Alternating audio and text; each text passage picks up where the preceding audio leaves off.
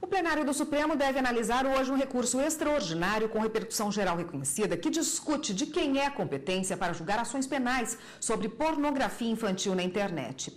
E a consultora jurídica da TV Justiça, Gisele Reis, está aqui no estúdio para conversar com a gente a respeito desse assunto e da sessão de logo mais no Supremo Tribunal Federal. Boa tarde, Gisele. Boa tarde, Érica. Boa tarde a todos. Todo crime praticado pela internet é de responsabilidade da Justiça Federal? Não, não é bem assim. Na verdade, a Constituição Federal, ela estabelece essa questão da divisão de competências, e isso é muito sério, porque a própria Constituição também diz que ninguém será processado senão pela autoridade judicial competente.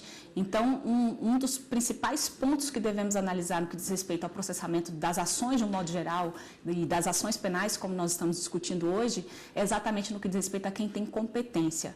E a Constituição estabelece a competência da Justiça Federal, a competência criminal, está prevista no artigo 109 da Constituição Federal, e são crimes políticos, são julgados pela Justiça Federal, crimes que são praticados em detrimento de bens, serviços ou interesses da União. Então, o fato de ter sido do crime ter se utilizado da internet para ser consumado, isso por si só não caracteriza a competência da Justiça Federal. Para que fique caracterizada essa competência, o crime tem que ser político ou, de alguma forma, atingir bens, serviço ou interesse da União, e crimes também que são praticados em razão de tratados ou convenções internacionais que o Brasil já é signatário, já foi convenções internacionais já internalizadas na nossa legislação. Quando esses crimes, eles têm, o início da execução desses crimes acontece no Brasil, e o resultado desses ilícitos pode, inclusive, repercutir no exterior. Isso também caracteriza a competência da Justiça Federal. Gisele, esse ato de divulgar imagens pornográficas de crianças na internet configura que tipo de crime? O Estatuto da Criança e do Adolescente, ele estabeleceu, no artigo 241-A, que esses ilícitos, eles configuram crime, inclusive com pena de 3 anos a 6 anos de reclusão. Então, o fato de você distribuir, de você divulgar, de você disponibilizar na rede mundial de computadores ou em qualquer outro meio, imagem, envolvendo conteúdo sexual ou sensual, envolvendo tanto criança quanto adolescente, configura crime, o Brasil, inclusive, é signatário de uma convenção sobre direito da criança, que foi adotada pela ONU, e, inclusive, em 1990, houve um decreto presidencial que acabou internacionalizando essa legislação, ou seja, o Brasil, a partir dessa convenção, ele se comprometeu a punir, a tomar todas as medidas legais no sentido de proteger a criança em situação de risco, e, em especial, crianças que estão envolvidas em situações de pornografia, como essas que nós estamos discutindo aqui. Se esse crime for praticado pela internet, de quem é a competência hoje para julgá-lo? O fato o recurso extraordinário que nós estamos discutindo hoje, que está na pauta do plenário, ele vai responder a essa pergunta que você acabou de me fazer. Existe uma discussão se o fato desse ilícito ter sido praticado na internet, e aí ele teria, então, um caráter de transnacionalidade, se isso atrairia a competência da Justiça Federal ou não. Então, o que aconteceu? Nesse caso, os defensores, aqueles que argumentam que o crime é de competência da Justiça Federal, eles se fundamentam basicamente num dos incisos do artigo 109, que diz que os crimes previstos em tratado ou convenção internacional, quando iniciada a execução no país, o resultado tenha ou ele devesse ter ocorrido no estrangeiro, esses casos deveriam ser julgados pela Justiça Federal. E também justificam essa competência, levando-se em consideração que o fato desse material, dessas fotografias, terem sido disponibilizadas na internet, isso por si só possibilitaria que essas imagens fossem acessadas de qualquer região, inclusive fora do Brasil.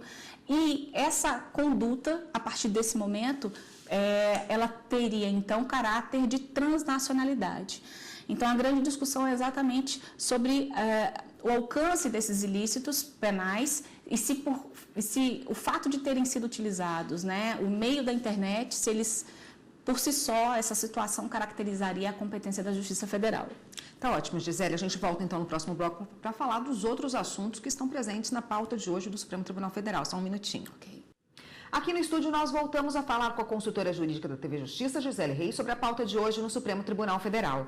Gisele, também está na pauta uma ação sobre o Código Penal Militar, né? Do que ela trata? A Procuradoria-Geral da República, inicialmente, ajuizou no Supremo Tribunal Federal uma arguição de descumprimento de preceito fundamental que trata exatamente sobre a criminalização de uma conduta chamada pederastia no âmbito da instituição militar. Então, o que se pretendeu inicialmente é que esse dispositivo fosse declarado pelo Supremo como não recepcionado pela Constituição Federal. E por qual razão? Porque ele ofenderia aí a própria liberdade de expressão, a própria dignidade da pessoa humana, e porque ele criminaliza condutas que são relacionadas a homossexuais. Também incluem homossexuais. E na época em que essa arguição de descumprimento de preceito fundamental foi ajuizada, o entendimento da Procuradoria-Geral da República foi nesse sentido.